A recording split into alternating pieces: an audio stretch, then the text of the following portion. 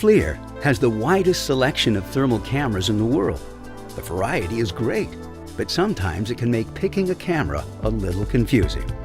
All of these cameras do the same basic thing. They capture thousands of real-time non-contact temperature measurements and display that information as a picture that you can use to find and diagnose problems. So how do you know which camera is right for you? There are lots of things that go into that answer, but it's really all about how you will use the camera and what you plan to do with it. Will most of your inspections be indoors and looking at things at close range?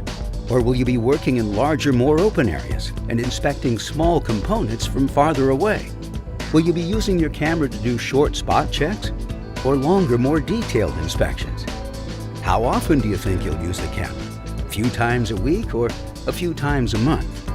What kinds of reports will you need to generate? Some thermographers rarely create reports, while others routinely generate detailed reports that assist repair crews. All of these things can play a role in getting the right camera for you. An I or E series will probably give you all of the tools you'll need if you'll only be using your camera periodically or for short inspections. If you do inspections more often, you'll need the expanded functions of an E series or T series. Because of its optional long-range lenses, the T series is the right camera if you're looking at small objects from far away. Most importantly, the T-series ergonomics are a must if you do long, detailed inspections of large facilities, or if you need to inspect components in hard-to-reach spaces. E and T-series are also the cameras to choose if you need a video camera along with your thermal imager.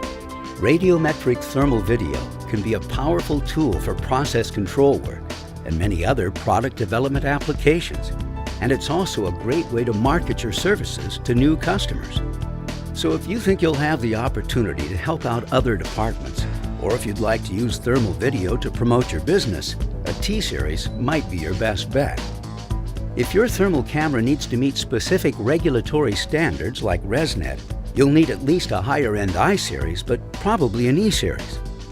Often, the right camera is actually a mix of cameras, with each technician carrying an I-series for on-the-spot inspections and an E-series or T-series camera being reserved for more in-depth analysis by trained thermographers. Most people find lots of ways to use their cameras they hadn't initially considered, so remember to buy a system that gives you some room for growth. In the end, the best way to find the right camera for your business, your application, and your budget is to talk to a FLIR representative or reseller. We can go through all of these questions with you and make sure you get the capability you need at a price you can afford. Call today